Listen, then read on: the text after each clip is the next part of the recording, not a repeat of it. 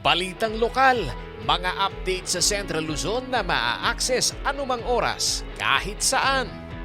Yan ang inaabangan sa CLTV 36. Pero paano nga ba nagsimula ang CLTV 36? Balikan natin ang kwento kung saan tayo nagsimula.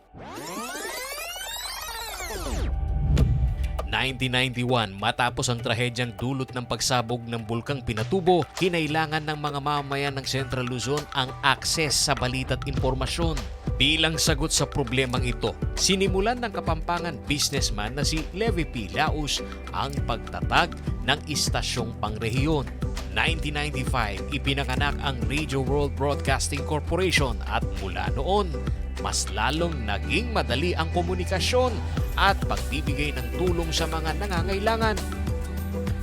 2007, ipinanganak ang CLTV 36 bilang isang lokal na estasyon na may hangaring magbigay ng kamalayan sa publiko sa pamamagitan ng telebisyon. Naglunsad ang istasyon ng mga programa tungkol sa ating rehiyon.